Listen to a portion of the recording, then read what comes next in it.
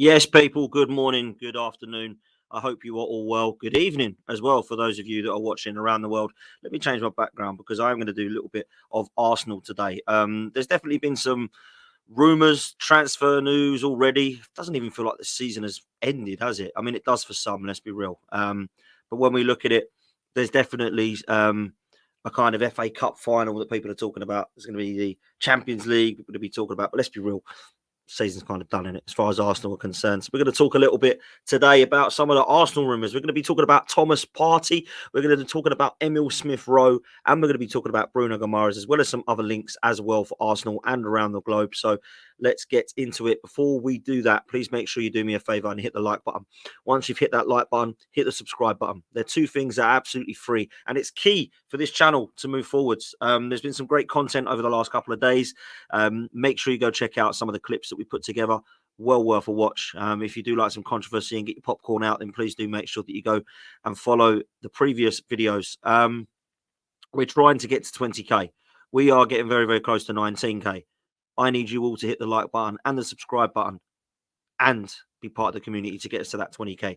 We're going to do a celebration when we get there, so please make sure that you have hit like and subscribe so that you're a part of it. And if you do want to hit the notification bell, then of course make sure you do that so you know every time that we are on. If you do want to join as a member, you can hit the join button, so please make sure that you do that if you want to support the channel in that way. Big up to everybody that's here in the chat. Big up to King Macca. Big up to Jake. Big up to Ola. Big up to Georgie. Big up to Tatty Ginger. Big up to CMOs Connor Sports. Big up to Mafia Boss. Big up to Craig. And big up to Zimba. Now, listen, if you want one of these behind me, they are in red and white, they are in yellow and blue. Make sure you look at the link in the description and email russellhogphotography@hotmail.com and he will sort you one of them out if you are a gooner. Please make sure you go over to the Patreon at Bread and Honey Bets and make sure that you are looking at what they are going for this weekend on Formula One, on football, on horse racing, on boxing tonight, UFC tonight. Make sure you're all over it. Make sure you get your tips because they're doing me very, very good at the moment and I'm up every week. So make sure you go over to Bread and Honey Bets Patreon. It's a minimal fee and you get all of their tips. And trust me, it's worth doing. So make sure that you do that.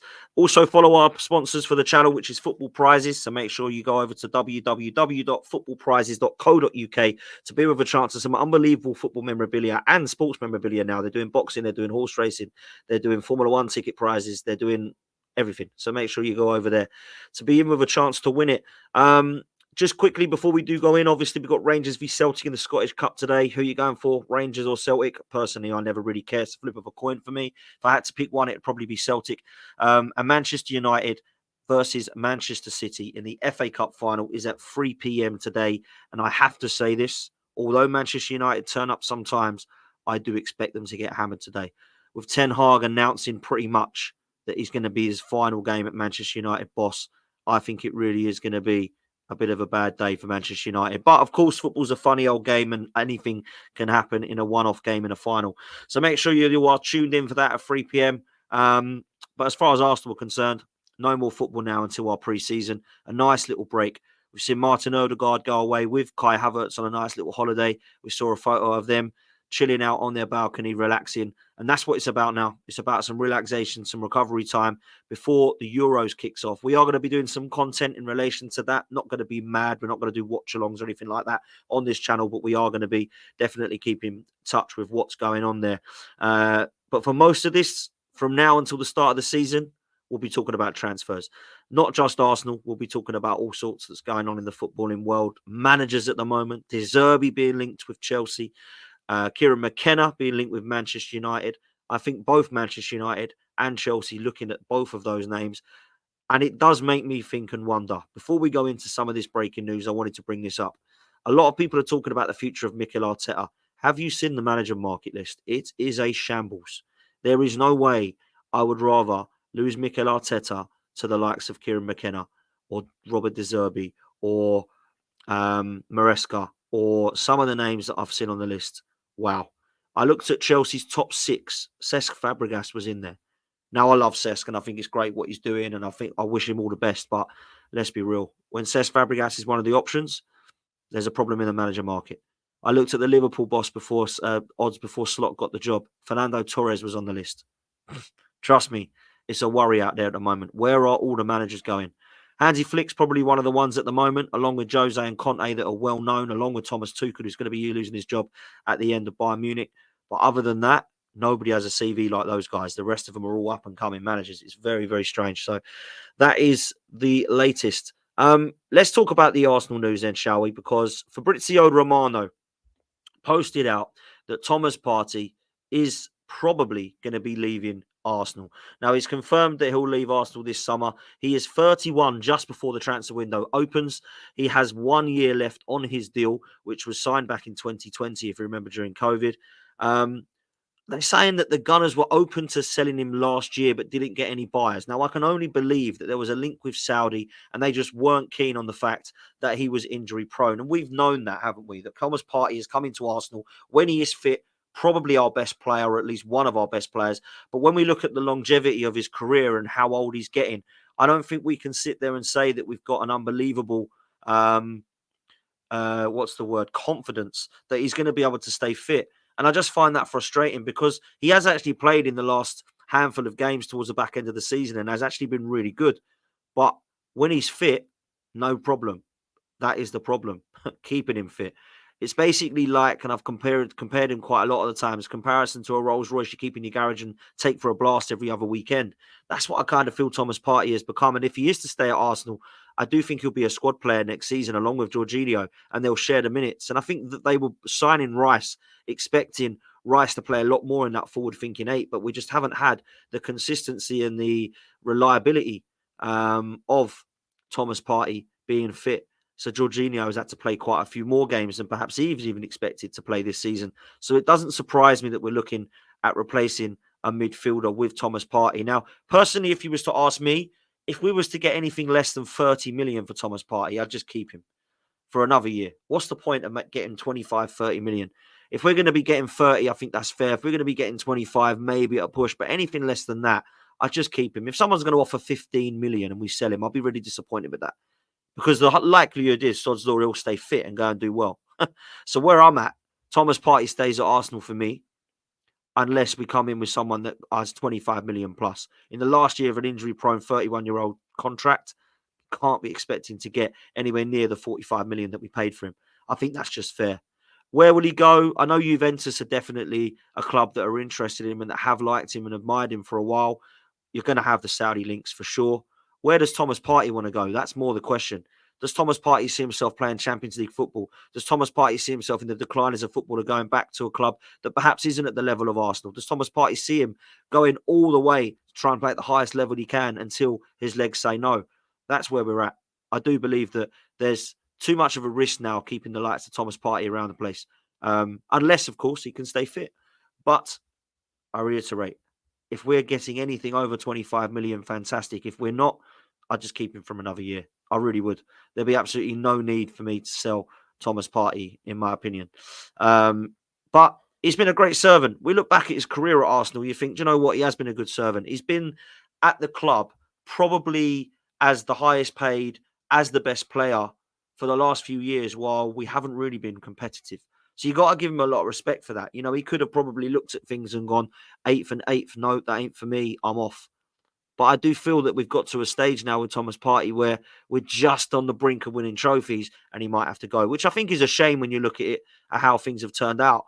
But I will say that Thomas Partey is a player that I do have a lot of time for and respect for because I do think he makes our midfield tick.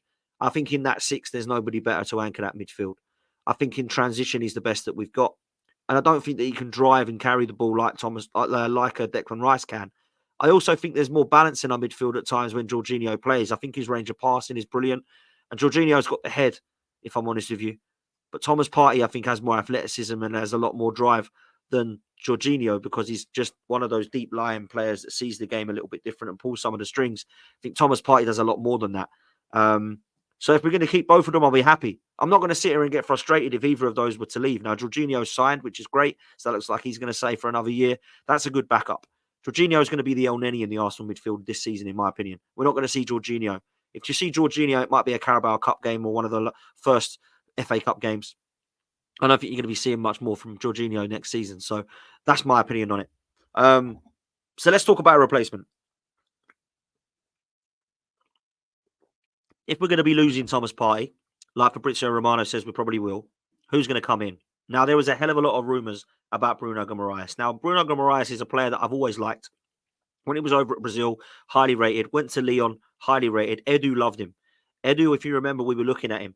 We were looking at him a couple of summers ago before he went to Newcastle. And I remember thinking, what a signing for 35, 40 million pounds at the time. Absolute steal. 26 years old, Brazilian international. Fantastic playing in both the 6 and the 8, just like Declan Rice. Covers the most ground in the Premier League. Most interceptions. Most fouls won in 5 of the top European leagues. This is a signing that will make people go, wow. Now, the interesting news is 2 things. Manchester City and PSG and Arsenal are all interested. Now, PSG, I think, have dropped a little bit of interest. Don't know if that's because Bruno wants to stay in England or if Bruno's more interested in Arsenal or City. But the other news is Bruno and Pep love each other. Pep loves Bruno. Bruno loves Pep. Man City, for me, I think will still be the favourites.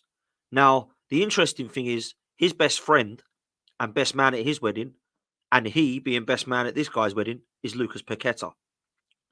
Now, we all know yesterday or the day before the news broke that Lucas Paqueta is in a little bit of trouble.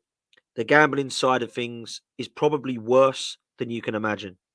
Ivan Toney's was bad, and that was an 8-month ban. He is being investigated and is being in a little bit of the mud with 4 betting scandals around bookings that he's received in games. Now, that, if true and proved to be true, is going to cause him a lot of trouble. And some are even saying his career might be over if it gets to that stage, because the ban is going to be huge. So it doesn't look like Man City are going to be getting Lucas Paqueta now. So what does that mean? Does it mean that they're going to get Bruno now instead of? Were they going to get Bruno as well as? Were we going to be ever in for Bruno Guimarães? Bruno's got 2 choices. He can go and play for Manchester City. He's going to get in their first team because it'll be Rodri, Bruno, and probably Foden, because KDB, I think, next season will be used more as a kind of player that you look at coming in and out the side at 33 years old he'll be. Bruno Guimarães is absolutely guaranteed, however, first team football at Arsenal, because he will play in with Rice and with Ødegaard. And if we've got a midfield trio of Bruno, Rice and Ødegaard, that is probably up there with one of the best in the leagues. Some people would say it is the best in the league. I think it only competes, really, Man City. There's no other midfield that looks anywhere close to that, in my opinion. So Bruno would be an unbelievable signing. But what are the logistics of it? Well, the logistics at the moment are that he's got a £100 million release clause. Now, people years ago might have thought, oh, Arsenal aren't going to be interested then. But we've already seen that Arsenal are willing to pay money up to 100 million for a player that they want. We saw that with Declan Rice. And I think we might have to spend up to another 100 million in this area of the pitch because it's an important area. It's a player that we would love at the club. I think he would be happy to come. He knows Gabriel Jesus. He knows Gabriel Martinelli. He knows Gabriel Magalhaes because they play for Brazil together. So he's got the Brazil link there. Edu's got the Brazil link there. He's an admirer of him. We know that. Arteta is an admirer of him. Bruno Guimarães is not just a wonderful footballer. He's got a little bit of shithousery about him as well. If you remember him against us, the elbow to Jorginho, kicking players, getting his foot stuck in. That's the sort of player that we need at Arsenal and that we want at Arsenal for sure. So I'm for this signing. If I had my betting head on, I put money on him going to Manchester City. That's just me. But I hope that Arsenal are interested solidly, and I hope that we can afford him. Now, that's a nice segue into what he's going to cost. Now, a £100 million release clause is something that we can activate. It has to be in the next couple of weeks because it has to be in time for June. The problem with that is the PSR and the FFP thing comes involved, and then it becomes awkward because we have to then show that we're not breaking the rules and that other teams aren't breaking the rules. But looking at a report today suggests that actually the £100 million fee can reportedly be paid in 3 annual instalments, making a deal more viable for the clubs at risk of exceeding PSR. Now, when I look at that, that fills me with a lot more confidence. So that means we can pay over a 3-year period, 33.3 million across 3 annual payments. That makes it very affordable for both Arsenal and Manchester City. I mean, Manchester City, we know, have got the money, and to be fair, will pay it, whatever. But I look at it and I think that gives me more confidence, because I would worry that we would not have the 100 million to be paying up front in June. If we can pay it over 3 years, that makes things very interesting. And that changes things drastically as far as Arsenal are concerned in terms of their interest. If we can pay it over 3 years, I think they'll absolutely do it. We all know what Edu and Arteta are like with a Declan Rice deal. How many installments can we get it? Can we do it over 18 months? No, we want it over can we do it over 2 years? No, we want it over 18 months. Can we do it over a year? No, we want it 18 months. So for me, this makes it a lot more interesting. Now, don't get me wrong. If the guy's got his heart set on Man City, he's going to Man City. Yeah, let's just have it right. He's going to Man City. He wants to play with Pep. He loves Pep Guardiola and Pep loves Bruno. So I imagine that's the move that he'll make. He'll be guaranteed trophies because that's what Manchester City do. But there is a little thing in the back of my mind, and I don't want to bring it up and get into the politics of it. But with 115 lurking, is it a clever move for him to go and sign a long-term deal at Manchester City? Let's say the worst scenario happens. Bruno signs for Manchester City. They get found guilty of 115 and they go right the way down to the bottom.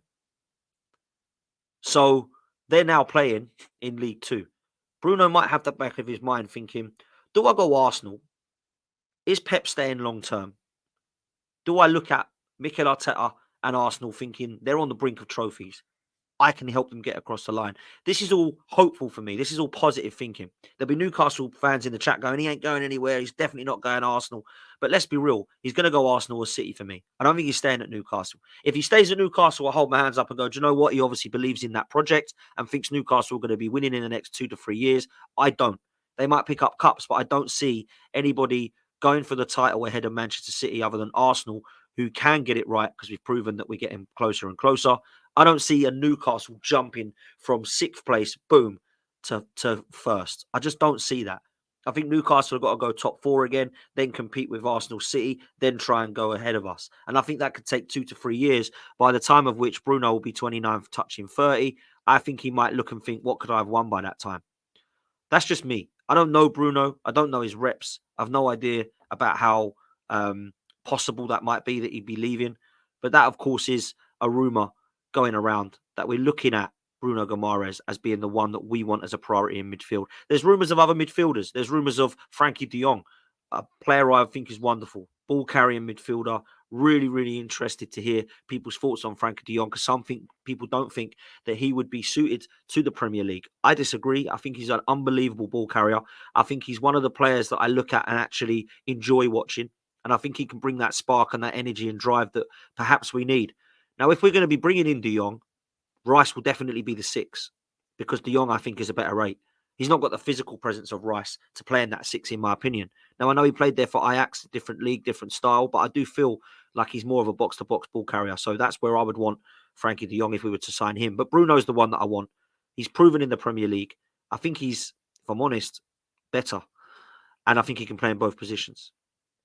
The other player, of course, that is looking to get out of Monaco, who I really rate, is Youssouf Fofana. I saw in the chat somebody mention him. I do believe Youssouf Fofana is a very underrated player. I think him and Khéphren Thuram are 2 players that I'd look at that are playing over in France for, I think, is it Lille or Nice that Khéphren Thuram plays for? I think it's Nice. And then you've got Fofana over at Monaco, who's apparently going to be leaving for as little as 20 to 30 million pounds. Now, that is a steal. For me, that's a player you get as well as, yeah? Having Fofana, Rice and Bruno with Ødegaard and, let's say, Jorginho backing up, that's what you need to have strength in depth in your midfield. That would look at the Arsenal midfield right now and go, wow, everything's covered. Fofana is a box-to-box player. He's got physical presence. He's a nuisance. He's great in the box as well at set pieces, defending and attacking. I think he'd be a phenomenal signing for whoever gets him. And I hope that we're looking at him, because I think he'll be a great, great signing. I really do. Earlier on, literally right at the start of this chat, before anybody got in here, King Mac has said this. Koop Miners, Dan, he is the one. Koop Miners is the Dutch midfielder from Atalanta. He's not somebody I know much about. He's a player who a lot of people are rating. 26 years old, come from Vitesse as a youth career, and then AZ Alkmaar, went to Atalanta, has got 26 goals in 95 games. Obviously, Atalanta have been a big part this season of winning the Europa League the other night. And of course, that's another player that people are at the moment looking at. I would prefer Fofana. I would prefer de Jong or Bruno, but it's a great option to look at other potential scouting networks to look at who is out there right now, because there is a lot that at the moment people are overlooking and not talking about. And I think sometimes they're the gems. They're the, where the hell did he come from? A little bit like Brighton do. Where did Bissouma come from? Where did Caicedo come from? Where did Alexis McAllister come from? Brighton found them. They are out there. They are out there for sure. The other bit of news, of course, is the Feyenoord goalkeeper who is linked and rumoured to replace Aaron Ramsdale. Justin Bijlow, I don't know much about him. He's got 8 caps for Holland. He's a player that is looking to be the backup to Raya if he was to come in. I don't know much about him. I can't sit there and say that I do. They're saying that he could be available for a minimal fee, 26 years old, and has done well over at Feyenoord. Arne Slot will know a lot about him. I don't know that it's the sort of goalkeeper that would make me get too excited. I do have a problem with the goalkeeping situation at Arsenal still. My problem is not just the best one we've had under Arteta is now playing for Aston Villa. We've gone round and round in circles, and actually if we would have kept Emi Martinez, we would have still had a number 1 goalkeeper here, and all this would have gone away. Now, I know we don't have Ramsdale saves in his moments, but I do think that somebody like a Wojciech Szczesny as backup would be better, just because he knows the club and he's a definite number 2. My preference, go and get a number 1. Yeah, go and get a number 1. There's 3 out there that I want. In third place, I would pick Michael Maignan over at AC Milan. I think he's a good goalkeeper and I think he's going to go to the very top. My second choice would be Jan Oblak. Rumours of him leaving Atletico Madrid. You've got to go and get him. He's 31 years old. He's at the right age. He's definitely a number 1 goalkeeper and he's got all that wealth of experience. My number 1, however, would be Diogo Costa over at Porto. I think he'd be an unbelievable goalkeeper for us. I look at what he did against us at Porto. I think he's a modern-day goalkeeper, great with his feet. Distribution's fantastic, great shot stopper, understands what it's like to play in this era of football. That, for me, would be my number 1. But they're going to cost a lot of money. You know, Costa and Maignan, they're not going to go for 25 million. They're going to probably go for double that. So do we want to be wasting that much money on a goalkeeper? Or do we keep Raya, who's still got a sign, by the way, for £27 million, and keep him as number 1 and buy in somebody like, of course, Bijlow or Szczesny, somebody like that? I think that's the option that Arteta will go down. I really do. The last piece of news today, of course, is the news of Emile Smith-Rowe, who is in talks to decide the future at the club. He apparently in the next couple of weeks will sit down with the club and discuss his future. He has a deep affection for the club, but he also recognises the needs for playing time. That's come from Charles Watts on Twitter. So Emile Smith-Rowe, let me talk to you about Emile Smith-Rowe. What do I think of Emile Smith-Rowe? First of all, I love him. I absolutely love everything about him because that's the sort of player that I want to be seeing around the club. You need players like that love Arsenal, that know what it's like to wear the shirt, that understand it. But he needs to be playing football. Is Emile Smith-Rowe a player who was good enough to get us top 4, but isn't good enough to be a part of a title race? That's a question mark. That's not a statement. I believe he could be in and around the squad. And if I'm honest with you, if we're only going to be keeping one of him or Fabio Vieira, I'm keeping Emile Smith-Rowe. I think he's more suited to the league. I think he's proved himself more at the club.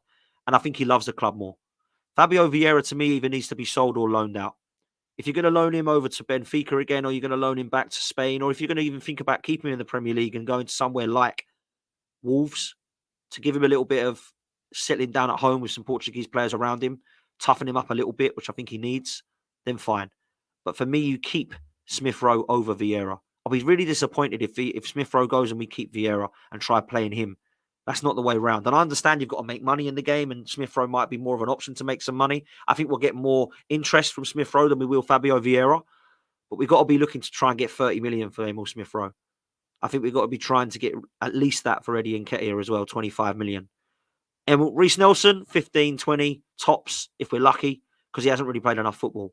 But Emile Smith-Rowe, he looked like he was going to be the next best thing. And I do think there's a player in there. At 23 years old, if someone can get hold of him, I think he'd be a fantastic player for somebody like West Ham, for somebody like Palace. I think he'd be a great option for one of those teams that are trying to break into that first team. Into that top half, like a Brighton maybe, that are still in and around that. Bournemouth. I think he'd be great for any of those clubs. I really do. So I would like to see him, if we are going to sell him, to go to a club like that.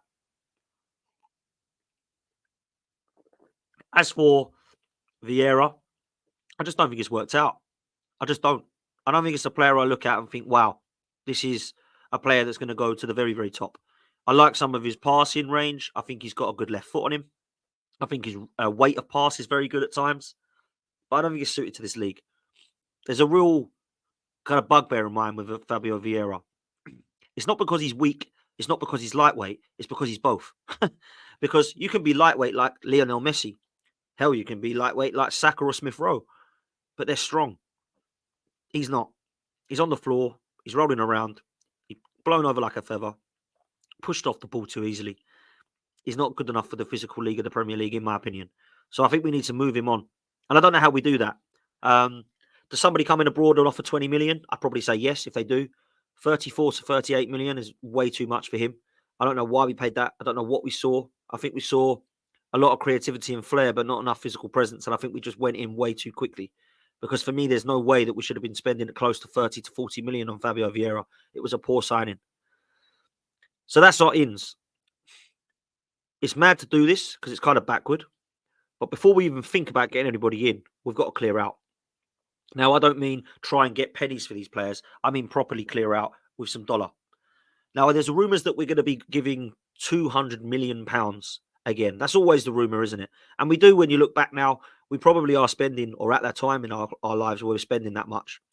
The finances have come out. Arsenal was sound. Arsenal was sorted. Arsenal are well run now. The Cronkies, to be fair to them, now it's their club. In the last couple of years that it has been their club, they haven't really let us down. And I think they've backed Mikel Arteta. They aren't winning, and I ask and question the ambition to win. But in terms of spending, you can't fault them. You can't in the last few years. We've spent more money in the last 5 years than Manchester City. There's only Man United and Chelsea that have spent more than Arsenal in the last 5 years under Mikel Arteta. Can't blame the Cronkies for not spending money. Sometimes I look at what we spend it on, but that ain't the Cronkies' fault. Obviously, Edu and Arteta do that. Now, they have an oversight of that, so you can say it's their fault if they're not happy with it, but I think they are. I would spend the whole of that 200 million on a midfielder and a number 9. Now, I don't care who the number 9 is. The names I like, we're linked with. But if I'm honest, it's not really the position I look at right now and think there's anyone jumping out at me. My number 1 is Alexander Isak. I don't think we're going to get him, man. I don't think we're going to get him. I think Isak's going to stay at Newcastle for another season at least and just see where they're going. He's young enough, but he's the one that everybody wants. It's not just Arsenal fans. You know, I can see Mick, Newcastle fan in the chat. I'll keep him out, these names out your mouth. I get it, bro. I've been there. Yeah, I wanted Fabregas out of Barcelona's mouth. I wanted Van Persie out of Man United's mouth. I wanted Sanchez out of Man United's mouth. Unfortunately, man, it happens. Yeah, when your players become this good, teams start looking at them. And that's why Manchester City and Arsenal are looking at Bruno. And that's why everybody in Europe's looking at Isak. I think Isak's the best striker in the Premier League behind Haaland, who's just an absolute killer. I think he's better than Tony. I think he's better than Watkins. I wouldn't have those because I feel like Tony and Watkins are just not... I would have Tony. That's harsh. I think he offers more than Watkins. Watkins this season, though, has been on fire. Goals and assists. Wow. When it comes to the other options, Osimhen, I've heard rumours we're going to go all out for him. He's gone quiet. Last season, he was the one everybody wanted. This season, not so much. And I feel like when it comes to the other names, Sesko, that sounds like a bit of a project player. He's just turned 21 or just turned 20 even. And I'm not so sure that I'm looking at his goals over at Leipzig thinking, wow, this is the guy that we absolutely need. I like him, but he looks very similar to Kai Havertz in that role, if I'm honest. He's big, he's got that presence, and I get it. What I don't want Arsenal to do is keep Kai Havertz, he be the number 1, the number 9, and then we bring him back up and we just replace Eddie and Nketiah. Gabriel Jesus, rumours about him leaving. Keep him. Keep Gabriel Jesus because he's a good footballer. And he's a player that's versatile enough to play right wing and centre forward. And left wing. Let's have it right. So Gabriel Jesus for me is definitely a squad player now. Whether he wants that or not is a different story. If he wants to play number 9, he's going to have to leave. He's going to have to go. Yeah? But when it comes to it, if he wants to go and be back up to Saka for me, that's absolutely fine. I think that would save the money from an Elise or Pedro Neto type player, who I think we need. But that sort of signing would actually potentially stop one of the other big names coming in. And I think if it was an Elise or Pedro Neto or a Bruno Guimarães or an Isak, you're going to be going for one of those players over the other, right? Let's have it right. So let's go have it right. Big up to Sard. Make sure you're all following Sard's Football Corner. Make sure you go subscribe. Absolutely flying. Love to you, my bro. Always on this channel as well, and will continue to be in the future. And I try to get over there when I can, when I'm not busy, and I feel bad when I can't. So big up to Sard. Make sure you go support him, please, people. When I look at it, the reason I would go big out for number 9 and central midfielder is because I feel in the first team we're going to need to spend that money to get them in there. If you're going to go and spend 20 million, they ain't going in the first team. But when I look at the situation on the left-hand side, I feel the 9, the left 8, the left back, who I think will be Timber, and the left winger, who I think will be a toss-up between Martinelli and Trossard, I think it needs to have some stability. And I honestly believe it needs to be playing regularly like our right-hand side. We all know the right-hand side is Saliba and White, Ødegaard and Saka. On the left-hand side, we only know it's Gabriel, because we don't know in that left 8 whether it's going to be Rice, whether it's going to be Smith-Rowe, whether it's going to be Havertz, Vieira's played there. We don't know at left back whether it's going to be Zinchenko, Timber, Tomiyasu, Kivior, Trossard or Martinelli flipping each side. It's so unsettled. I need that left-hand side settled in this summer. That's what I need. So when I look at it, if we're going to be spending 200 million, I want to be going and getting that spent on a striker and a left 8. And I don't care whether it's not Bruno or Isak. Go and spend that money then on De Jong and Osimhen or somebody like that. Victor Gyökeres, let's say. That's who I'm looking at. Those sort of names need to be linked with the Arsenal. And then what we do then is we sell the players that we don't think have a future at the club, that we believe we can get some money for. Let's look at Aaron Ramsdale. You're going to get money for him. If we get the 25, 30 million that we paid for him back, brilliant. Tavares is going to go. Tierney's going to go. Lokonga's going to go. We're going to lose Cedric. We're going to lose El Neni. They're not getting any money, but they're going to go. We're probably going to sell Patino because I don't think his future is at Arsenal. Marquinhos is on loan. He's going to probably be sold by the time that deal comes to an end.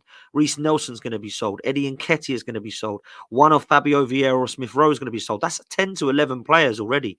Now, are we going to lose all of them? Potentially we are. Thomas Partey is another one. That could make 11 or 12 players that could be going.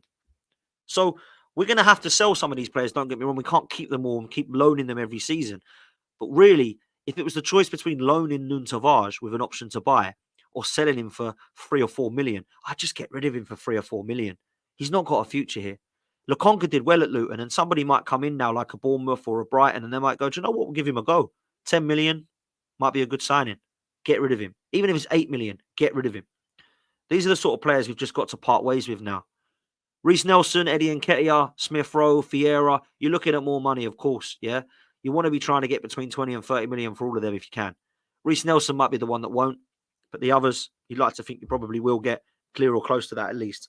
So I think with that money, you've got to try to add to your striker and your midfielder to perhaps a defender, a midfielder, and maybe a wide player.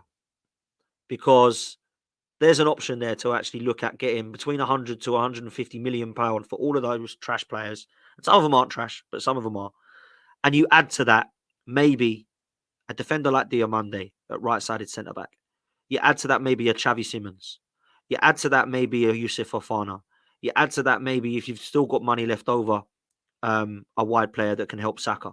That's what you do then last. I don't want to be going in and spending 80 million pound on someone who's not going to play because Saka's there. I don't want to go and spend 80 million pound on a centre-back because he can't get in because Saliba and Gabriel are there. They're the sort of cover players you use. Now, we're linked with Yoel Harto over at Ajax, who's just turned 18 years old, plays more as a left-sided centre-back and can play left-back.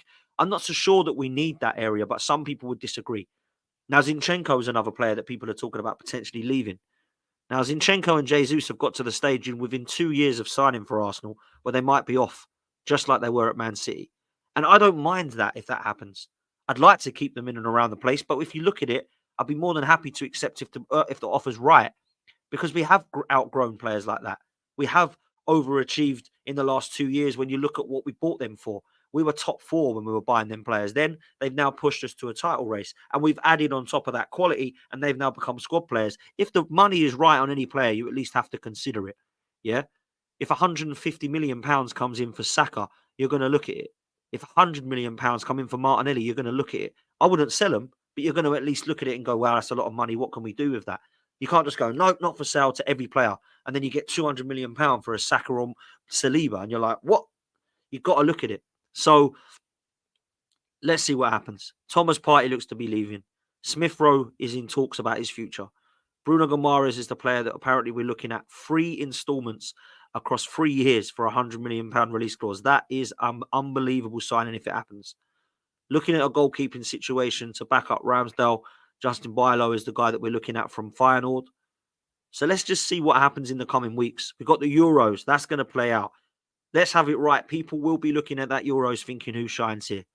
Now, sometimes it doesn't work because over the years, rolling back the years, Davor Suker was bought off the back of the top scorer for Croatia, and he weren't great for Arsenal. Scored a good couple of goals, but weren't amazing.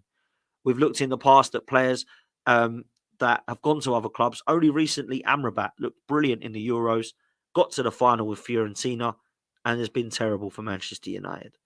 That can happen. So it isn't always looks good in the Euros means he's going to be a baller. But I'd like to think that we would look at that kind of eyes on the Euros is what I'm saying, to see what happens there. Few players I'm interested at looking at for sure. So I'm looking forward to the Euros. That's for sure. James Rodriguez, Joseph has said, great example. Unbelievable in the Euros and the World Cup. And you thought, wow. And he was at, well, it'd be the World Cup, sorry, not the Euros. Unbelievable in the World Cup. But yeah, didn't do it, did he? He ended up going to Everton at one stage to try and resurrect his career. It wasn't it. So, yeah, I have to say it's a competition I really enjoy. I hate England friendlies. I even hate some of the qualifiers. But I do love watching the England in the World Cup and England in the Euros. And I pray that Gareth Southgate can prove people wrong, because I still don't have my faith in him, and actually do manage to get us across the line. Big up to everybody that's here. 350 of you still watching. Please make sure you hit that like button. That's all I ask, is you to hit the like and the subscribe. I don't expect you to throw any money in. I don't expect any donations. I never beg for any money on here. All I do beg for is likes. So please do hit the like button. We've only got 87 at the moment, people, and there's nearly 400 people in here. Let's make sure we get that to 200. Yeah, that's only half of you coming out of the chat and going like and coming back in the chat. It takes 2 seconds. Please make sure you do that. It would mean the absolute world to me if we can get up to 300 to 400 likes for this stream. It would be fantastic, because that's what puts me out there. The like button, believe it or not. If it didn't, I wouldn't ask you to do it. Trust me, I wouldn't, because I enjoy doing this content for you. It's free content, so please make sure you do me the bare minimum, and that's hit the like button and the subscribe button. We're so close to 19K, people. We're nearly at 18.8, so we're like just over 200 away from 19K. Let's get up there, please, ASAP. This one comes in from KD. KD says, you are so harsh on Vieira. He never got 3 games. The reason I'm harsh on Vieira is because he's never, ever proved to me that he's good enough. Now, this season, the reason he hasn't got a few games, KD, is because Arteta doesn't trust him. He's been fit. He's been on the bench. He's not had this long-term surgery that's kept him out for 3 years like some people make. He has been fit and available. Contributed in the first few games, Arteta has then never trusted him. When he has flung him on, we've been 5 or 6-0 up and he's been poor. He's pushed off the ball. He's weak. He's lightweight. He's not for me. I just don't think he's suited to this league. But big up for your super chat, my friend. Thank you so much. Do me a favor, people. Smash the like as we leave. Big up to all of you for your interaction. Thank you for all your comments. Thank you for your super chats. Please make sure you're supporting the channel by hitting the like button.